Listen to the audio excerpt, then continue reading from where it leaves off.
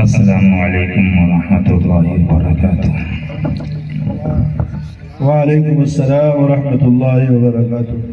الحمد للہ نحمده ونستعینه ونستغفره ونؤمن به ونتوکل علیہ، اما بعد، اعوذ باللہ من الشیطان الرجیم، بسم اللہ الرحمن الرحیم۔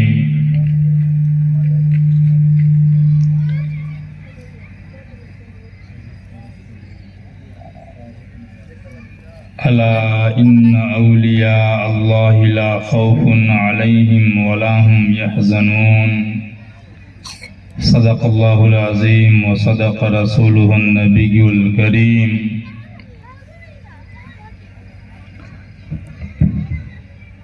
میرے محترم، آج کے اس دور میں جبکہ انسانیت مر چکی ہے، حیا کا جنازہ نکل چکا ہے، ایمان محفوظ نہیں ہے،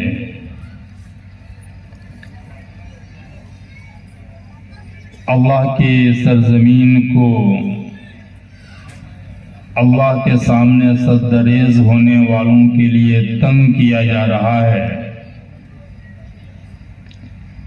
اور ہمارے دلوں سے ایمان کو چھیننے کے لیے دنیا کہیں بازار لگا رہی ہے، کہیں نائٹ کلب کے اڈے کھولے جا رہے ہیں۔ ایسے ماحول میں اس مدرسے نے اتنے حفاظ تیار کر کے ان کے دلوں کو قرآن سے منور کر کے یہ ثابت کر دیا ہے کہ دنیا کے حالات کیسے بھی ہوں، اللہ کے ماننے والوں کو کوئی روک نہیں سکتا ہے۔ میرا محترم، قرآن کی اہمیت کیا ہے؟ آپ اس کو یوں سمجھیں کہ دنیا میں جب بھی کوئی کمپنی کوئی مشین بناتی ہے تو اس مشین کے استعمال کرنے کے طریقے کے لیے دو راستے اختیار کرتی ہے۔ اگر مشین معمولی ہے تو اس مشین کے پیکنگ میں اس کے ساتھ ہی ایک بکلیٹ لکھ کر ڈال دیا جاتا ہے جس میں اس مشین کے استعمال کا طریقہ لکھا ہوتا ہے۔ لیکن اگر مشین قیمتی ہے، اس کا استعمال مشکل ہے، تو کمپنی ساتھ میں بک بھی دیتی ہے اور بک کے ساتھ بھی کسی آدمی کو بھی بھیجتی ہے تاکہ مشین لینے والے کے پاس جا کر یہ انسان اس مشین کو انسٹال کرے، اسے چلانے کا طریقہ سکھلائے، کس چیز سے اس مشین میں خرابی آ سکتی ہے یہ بتلائے۔ اگر اس بتانے والے طریقے کے اعتبار سے خریدنے والا اس مشین کو استعمال کرے تو وہ بہت دنوں تک مشین چل سکتی ہے اور وہ خریدنے والا بہت ہی اس سے نفع اٹھا سکتا ہے۔ لیکن اگر خریدنے والا من مرضی کے اعتبار سے استعمال کرے تو ہو سکتا ہے اس مشین میں خرابی آئے، اور غلط استعمال کے نتیجے میں ہو سکتا ہے کبھی معمولی چھوٹی خرابی آئے جس سے کوئی میکینک آ کر درست کر دے، لیکن کبھی ایسا بھی ہو سکتا ہے کہ صحیح استعمال نہ کیا جائے جس کے نتیجے میں اتنا بڑا فالٹ ہو کہ مشین خود بھی جل جائے اور اپنے آس پاس رہنے والوں کو بھی جلا کر خاک کر جائے۔ اب آپ سے میں سوال کرتا ہوں کہ دنیا کی کوئی کمپنی کوئی مشین تیار کرتی ہے تو کوئی بھی سامان ہو، کوئی بھی مشین ہو، اس کی کاپی بن سکتی ہے، اس کا صحیح استعمال نہ کیا جائے تو تو مشین خود بھی جلتی ہے، اپنے اگل بغل والوں کو بھی جلا کر راہ کر سکتی ہے۔ یہ انسان جس کو رب العالمین نے بنایا ہے، کیا اللہ رب العزت نے اتنی قیمتی مشین بنائی؟ ظاہر سی بات ہے کہ ہمارا اور آپ کا بنانے والا اللہ ہے، اور کیسی کاریگری اللہ رب العزت نے کی۔ قرآن کہتا ہے کہ هل اتى على الانسان حين من الدهر لم يكن شيئا مذكورا۔ بے شک اللہ کرے کہ اے انسان، کیا میں تم کو تیری کہانی نہ سناؤں کہ میں نے کیسے تمہیں بنایا، تمہاری حقیقت کیا تھی، تم کہاں سے چلے تھے، سفر کی شروعات کب سے تم نے کیا تھا۔ اللہ کرا لم یکن شیئا مذکورا، تم تو وہ گندا قطرہ تھے جس کا کوئی نام لینا بھی محفل میں گوارا نہیں کرتا ہے۔ اللہ کہہ رہا یہ تو میری طاقت ہے کہ میں نے اس گندے قطرے سے انسان کی شکل و صورت میں نے تمہیں بدلا۔ اللہ کہہ رہا کہ میری کاریگری ہے کہ میں نے اس مٹی کو پانی میں بدلا، اس پانی کو میں نے خون میں بدلا، اس خون کو میں نے لوتھڑے میں بدلا، اس لوتھڑے کے اندر میں نے ہڈیاں بنائے، ان ہڈیوں کے اندر میں نے نین و نقش بنائے۔ لقد خلقنا الانسان فی احسن تقویم، پھر بہترین سانچے میں ڈال کر میں نے انسان بنا دیا۔ بے شک اتنا قیمتی، جس انسان کی ایک ایک پارٹ اتنی قیمتی ہے۔ ایک صاحب نے کسی ڈاکٹر سے جو گردے کے اسپیشلسٹ تھے ان سے کہا کہ آپ لوگ اتنی تحقیق کرتے ہیں، روز نئی نئی چیزیں مارکیٹ میں لے کر آتے ہیں، آج گردے کی بیماریاں اتنی عام ہو چکی ہیں دنیا کے اندر کہ آئے دن سننے میں آتا ہے کہ گردہ فیل ہو گیا، انسان کی موت ہو گئی۔ تو آپ لوگ آرٹیفیشل ایک گردہ ہی کیوں نہیں بنا لیتے ہیں؟ جب کسی کا خراب ہوتا ہے تو ٹرانسپلانٹ کیا جاتا ہے، پھر ایک انسان کے گردے کو دوسرے میں لگایا جاتا ہے، ان تمام جھنجھٹوں سے بچ جائیں گے اور ایک ایسا گردہ ہی تیار کر لیں کہ اسی انسان میں لگا دیا جائے۔ آپ سوچیں، انسان کی قیمت نہیں، انسان کے ایک پارٹ کی قیمت میں بتانا چاہتا ہوں۔ تو اس ڈاکٹر صاحب نے کہا کہ اس بات پہ بہت ریسرچ ہوا، نتیجہ اس ریسرچ کے میں یہ نکلا کہ اللہ رب العزت نے جو یہ گردہ بنایا ہے، اور اس گردے میں جو فلٹر کرنے کے لیے اللہ نے جالی بنائی ہے، جس جالی کے ذریعے انسان کے اندر اچھے اور گندے پانی کی وہاں پہ فلٹر ہوتا ہے، وہ جالی اللہ نے اتنی باریک بنائی ہے کہ آج تک کوئی ایسی مشین نہیں بن سکی کہ وہ جالی بن سکے۔ بے شک اور کہا اور خدا نہ خواستہ یہ جالی بنائی بھی جائے تو ایک گردے کی جالی بنانے پر اربوں روپیے خرچ ہو سکتے ہیں۔ اللہ اکبر۔ ان صاحب نے کہا چلو اربوں روپیہ ہی صحیح خرچ ہو جائے، جالی بن تو جائے گی۔ کہا نہیں، پھر بھی نہیں بن پائے گی۔ کہا پھر کیوں نہیں بن پائے گی؟ کہا اس لیے کہ اللہ رب العزت نے جو اس گردے میں جالی بنائی ہے، اس جالی کے اندر جہاں اللہ نے اس جالی کو رکھا ہے وہیں پہ اس گردے میں ایک دماغ بنایا ہے، جو اس دماغ جب انسان پانی پیتا ہے وہ دماغ یہ فیصلہ کرتا ہے کہ اس باڈی کو کتنے پانی کی ضرورت ہے، کتنے کی نہیں ہے۔ بے شک پھر وہ دماغ یہ فیصلہ کرتا ہے کہ اس جسم کو کتنا پانی چاہیے، اتنا پانی لے لیتا ہے، بقیہ پانی کو پیشاب کے ذریعے باہر پھینک دیتا ہے۔ اگر ہم جالی بنا بھی لیں تو دماغ کہاں سے لائیں گے اس کے اندر؟ اللہ کی کاریگری دیکھیں۔ پھر ایک پارٹ نہیں ہے، اس کے علاوہ اللہ نے کتنے پارٹ رکھے ہیں، معدے بنائے، آنتیں بنائی، بڑی آنت اللہ نے بنائی، پورا ایک اندر کا سسٹم اللہ نے بنایا۔ یہ اللہ کی کاریگری آپ دیکھیں۔ ایک آنکھ کو آپ لے لیں، کتنی ایجادات ہوئے، چشمے بنے، لینس بنے، لیکن خدا کی قسم آنکھ کا کوئی بدل نہیں بنا پایا۔ اللہ نہ کرے آج بھی کسی کی آنکھ پھوٹ جائے، وہ پتھر کی آنکھ لگانے پہ مجبور ہے، کیونکہ وہ آنکھ بنا بھی لے تو اللہ رب العزت اس چھوٹی سی آنکھ میں تقریباً 10,000 نسوں کو چلایا ہے۔ وہ نسوں کو انسان کیسے چلا سکتا ہے؟ اتنی قیمتی مشین جو اللہ نے بنائی ہے، جس کے ایک پارٹ کی قیمت یہ ہے کہ اربوں روپیہ خرچ کرنے کے بعد بھی انسان نہیں بنا سکتا. آپ دل پر ہاتھ رکھ کر بتائیں کیا اس مشین کو چلانے کے لیے اللہ نے کوئی بک نہیں دیا ہوگا، کوئی کتاب نہیں دیا ہوگا، کسی رسول اور پیغمبر کو اللہ نے نہیں بھیجا ہوگا؟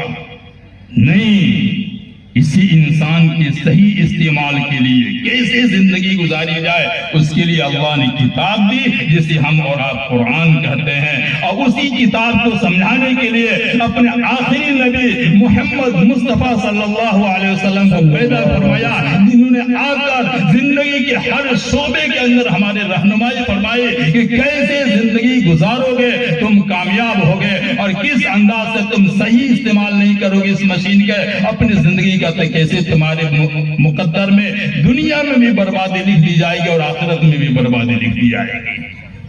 وہی کلام ہے، جو وہی دستور حیات ہے جو رب العالمین نے دیا ہے اس امت کو، جو ان اساتذہ نے اپنی راحت دن کے محنتوں کے ذریعے ان معصوم بچوں کے سینوں میں نازل اتارا ہے. عام طور سے ہم اس کی اہمیت نہیں سمجھتے ہیں. بہت سے ایسے لوگ جو مسلم ہیں، اللہ اور رسول پر ایمان رکھتے ہیں، وہ سوال کرتے ہیں قرآن سے کیا فائدہ اس تعلیم سے؟ نہیں، میں کہتا ہوں کہ اگر دنیا کی ہر تعلیم ہو، اللہ کی معرفت نہ ہو، رسول کی محبت نہ ہو، سب کرنے کے بعد بھی آپ آخرت کی بات نہیں کرتا، دنیا میں بھی کامیاب نہیں ہو سکتے ہیں.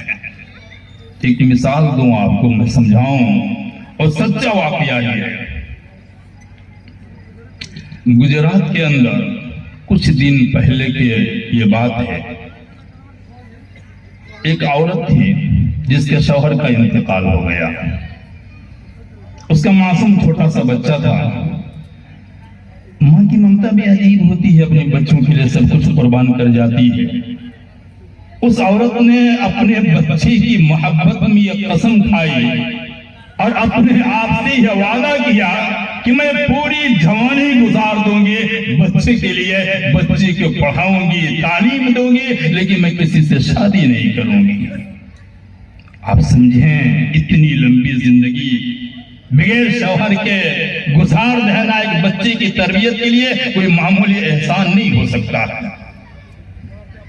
اس عورت نے اپنے اس وعدے کو پورا کرنے کے لیے، بچے کو اچھی تعلیم اور اچھی تربیت دینے کے لیے واقعتاً اس نے پوری جوانی گزار دی. لوگوں کے گھروں میں مزدوری کر کے، برتن صاف کر کے اس نے بچے کو پڑھایا، اور واقعتاً اس کی محنت رنگ لائی، اور ایک دن اس کا بیٹا پروفیسر بھی بن گیا.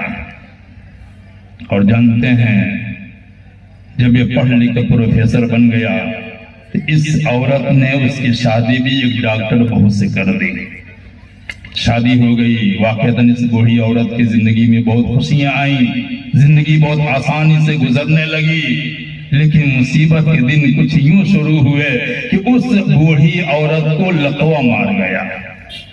بستر پہ لگ گئی، اٹھنے بیٹھنے سے مجبور ہو گئی، ہاتھ پیر کام کرنا چھوڑ دیے، اور 3 مہینہ بستر سے چارپائی پہ لگی رہی. ظاہر سی بات ہے کہ بیٹا بھی کامیاب تھا، وقت نہیں تھا اس کے پاس، بہو کے پاس بھی وقت نہیں تھا، اکیلے پڑی رہتی تھی چارپائی پہ. 3 مہینے کے بعد وہ بیٹا آیا گھر میں. ٹھنڈ کا وقت تھا. اپنی اس بوڑھی ماں کو گود میں اٹھایا اور چھت پہ لے جانے لگا.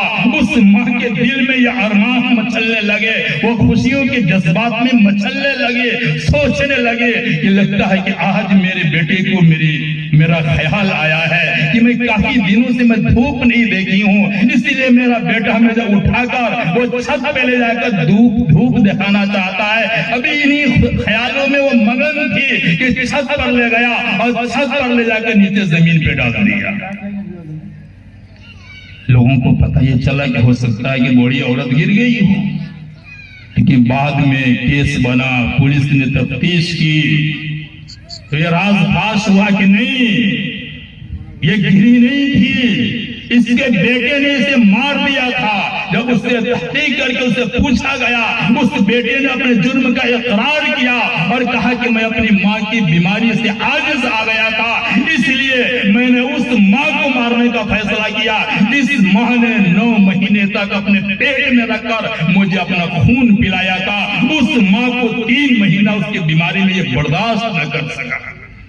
اسی لیے تو کسی نے کہا ہے کہ علم کی تاثیر جب غرور میں بدلے, علم کی تاثیر جب غرور میں بدلے, بنیاد رشتوں کی محض دستور میں بدلی. بزرگوں کو فقط آپس سمجھ بیٹھی, اولاد آدم کی بڑی بے نور نکلی. بے شک اللہ کی قسم علم ہوگا, رسول والی تربیت نہیں ہوگی, قرآن نہیں ہوگا, ان چٹائیوں پر بیٹھا کر زندگی جینے کا سلیقہ نہیں سکھائیں گے, آپ کی اولاد اس دنیا میں آپ کا باغی بن جائے گی. آخرت کی بات چھوڑیے آپ. اس لیے میں منع نہیں کرتا, وقت میرے پاس نہیں ہے کہ میں لمبی بات کروں, شاید کہ میرا وقت مکمل بھی ہو گیا ہے. میں کہنا یہ چاہتا ہوں کہ میرے نبی محمد عربی صلی اللہ علیہ وسلم نے یہ فرمایا تھا, ایک باپ اپنے بیٹے کو اگر کچھ دینا چاہتا ہے تو اچھی تعلیم اور اچھی تربیت سے بڑھ کر کچھ بھی نہیں دے سکتا. اللہ کے واسطے پڑھائیں, آپ خرچ کریں پیسے کو, یہ تو نبی نے سکھلایا ہے. کون منع کرتا؟ میری تقریر کا کوئی مطلب آپ یہ نہ نکالیں کہ میں اس تعلیم کی مخالف ہوں. اللہ کے نبی میرے آقا محمد عربی صلی اللہ علیہ وسلم کی یہ حدیث اٹھا کر دیکھیں آپ. بدر کے موقع پر جب کچھ قیدی قید کر کے آئے رسول کے دربار میں, تو آپ صلی اللہ علیہ وسلم نے ان قیدیوں کا فدیہ اور جرمانہ طے کیا. تقریباً ایک عالم نے اس کا اندازہ لگایا ہے, ایک کسی میں کالم میں یہ پڑھا تھا کہ آج کے زمانے میں اس فدیے کی رقم کو اگر پیسے میں تبدیل کیا جائے تو تقریباً 8 سے 9 لاکھ روپے بنتے ہیں. اللہ کے نبی صلی اللہ علیہ وسلم نے فرمایا کہ ایک قیدی کا جرمانہ یہ ہے کہ اتنا پیسہ دے, میں اس کو میں آزاد کر دوں گا, چھوڑ دوں گا. لیکن جانیے وہیں فوراً رک کر اللہ کے نبی نے فرمایا یہ فدیہ جرمانہ ان لوگوں کے لیے ہے جو پڑھنا لکھنا نہیں جانتے ہیں. جو پڑھنا لکھنا جانتے ہیں ان کا جرمانہ یہ ہے کہ ہمارے 10 بچوں کو پڑھنا لکھنا جوڑنا گھٹانا سکھا دے, میں مفت میں چھوڑ دوں گا. آپ غور کریں کہ اس دور کا واقعہ سنا رہا ہوں جس دور میں نبی نے یہ اعلان کیا. مسجد نبوی چھپر کی تھی, چلنے کے لیے سواریاں نہیں تھی, کھانے کے لیے روٹی کے ٹکڑے نہیں ملتے تھے تو پیٹ پہ پتھر باندھے جاتے تھے. ایسے حالات میں آپ صلی اللہ علیہ وسلم نے 10 بچوں کی ابتدائی تعلیم پر 9-10 لاکھ روپیہ خرچ کر کے آپ نے تعلیم دیا. مکان نہ ہو کوئی بات نہیں ہے, چلنے کے لیے مہنگی سواری نہ ہو کوئی بات نہیں ہے, لیکن تعلیم سے سمجھوتا نہ کرنا. آج ہمارا حال کیا ہے؟ شادیوں پہ 10 لاکھ روپیہ ایک رات میں اڑا دیا کرتے ہیں. تعلیم کے لیے پیسے نہیں ہیں, تعلیم مہنگی لگتی ہے, اور اسی کی شادی پر نہ جانے کتنے پیسے کو بہا دیتے ہیں. اور کہیں اگر ان عصری تعلیم پہ خرچ بھی کرنے کا مزاج بن رہا ہے تو خدا کی قسم جب رب کے کلام کی بات آتی ہے, جب اللہ کے رسول کی سنتوں کی بات آتی ہے, وہاں پہ تو کچھ بھی نہیں جیب سے نکلتے. میں آخری بات کر رہا ہوں کہ اللہ کی قسم ایسے زمانے میں یہ علماء یہ آپ کے لیے نعمت ہیں کہ قسم کرسی کے عالم میں کم تنخواہوں پر نہ جانے کتنی ذلت برداشت کر کے آپ کے در در پہ جا کر اور ایک ایک پیسے کو جمع کر کے اللہ کے اس کلام کو اس امت تک پہنچانے کا کام کرتے ہیں. اور آپ ان کی قدر نہیں کریں گے, اللہ آپ کے ہاں اللہ کے سامنے آپ جائیں گے, آپ کیا جواب دیں گے؟ آخری میری بات یہ ہے کہ اللہ ان علماء کی قدر کرنے کے سعادت نصیب فرمائے، ان مکاتب مدرسوں کی اہمیت کو اللہ سمجھنے کے سعادت نصیب فرمائے، اور اللہ ہم سب کو دنیا کے تمام خرافات سے نکال کر صراط مستقیم پر اور قرآن پر چلنے کی سعادت نصیب فرمائے۔ وما علینا الا البلاغ۔